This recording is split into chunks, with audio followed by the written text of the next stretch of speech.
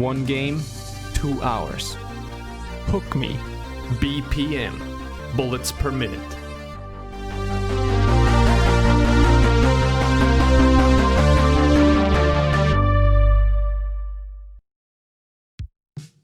Why hello dear audience. After all that weeb stuff as of late, Useless, Paimon. I figured it was about time for something more serious again. Something rough, something manly. And what's more manly than shooting things? That's right, shooting things to hard rock music.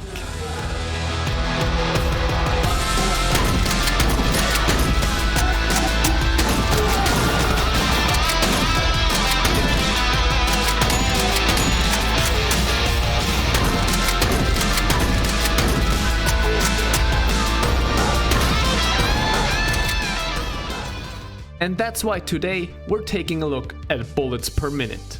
Developed and published by Awe Interactive, BPM is a roguelite rhythm action FPS. You want me to run that by you again? A roguelite rhythm action first-person shooter. Chances are you're now wondering, a rhythm FPS? How the hell does that work? Surprisingly well is the answer to that question. You see, BPM only allows you to do certain actions such as shooting or dashing in accordance to the beat. If you try to fire your gun out of rhythm, nothing happens. And while that sounds restrictive, it actually works incredibly well. Sure, it takes a little getting used to, but once you get the hang of it, you quickly realize that killing things has never been this groovy.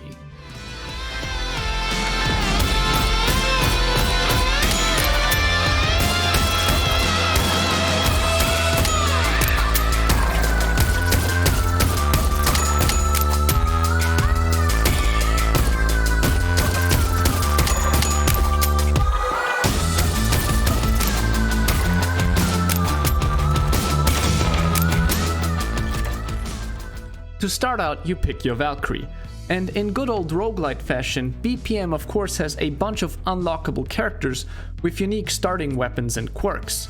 Quirks such as no health, only shields, or more damage but less starting HP.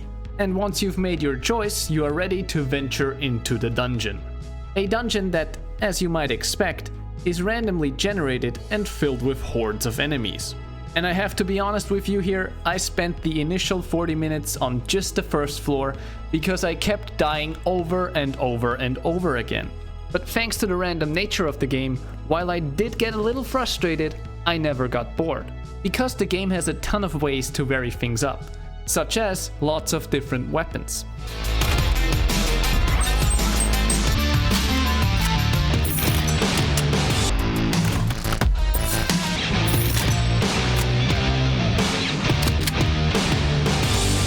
Unique spells and abilities,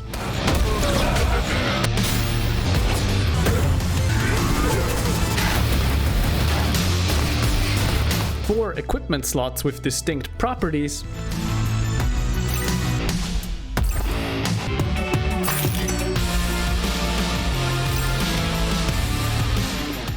stat upgrades,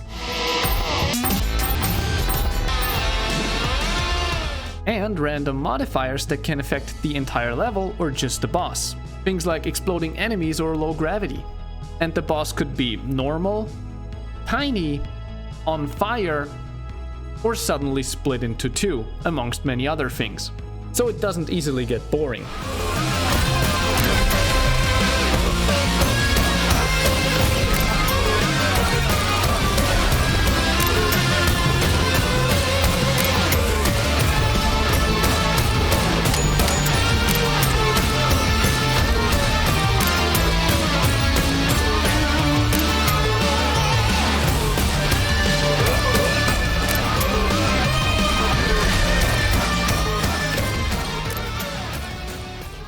But it wouldn't be a good roguelite if it didn't have any progression outside of the run itself.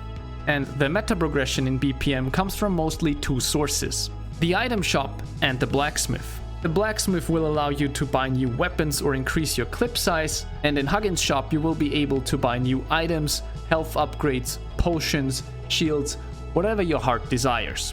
The gold you spend in these places accumulates throughout all your runs, and the higher this amount gets, the more slots get unlocked, meaning you have a bigger selection of items and weapons to choose from. Due to the random nature of the game, the amount of items, weapons, and characters to choose from, you don't really have to worry about running out of content anytime soon, as every run feels different from the last one. Not to mention that beating the damn thing in the first place is actually kinda hard. Because as you progress through the dungeon, naturally, enemies will become tougher, but also platforming becomes more relevant. So while in the first level you have solid ground pretty much everywhere, once you get to level 5 or 6 there will be lava all over the place, and platforming will be a major component in successfully clearing a room. But if it is too easy for you, there's also a hard mode where everything is just cranked up to 110. And there are also challenges, but these are pretty hit or miss in my opinion. Due to the random modifiers that can occur, something like Boss Rush is insanely fun. Whereas, for example, Retro Mode may sound good in theory, but just ends up being a pixelated mess where it's hard to tell item from enemy. Or the environment for that matter. Visually, I think I can see what they were going for, but in my opinion it's a little overdone. It's oversaturated in a lot of places and just ends up looking mushy and not very pretty, though it's certainly not a deal breaker as far as I'm concerned. So once again, the remaining question is, did bullets per minute get me hooked? And judging by the fact that I already find myself putting in several runs every day, I'd damn well say so. There's a lot of variety, it's challenging, the music's good, the gunplay feels great, and it's just really fun and engaging overall. It being a roguelite, I can see myself hopping in every now and then for a long time to come. BPM, bullets per minute, is currently available for €16.79 if you're in Europe, or $19.99 if you're in the US, and I'd say it's well worth the asking price. It's pretty damn great. And that's it for this episode and BPM, bullets per minute. I'm Evolutionz and I want to thank you very much for watching.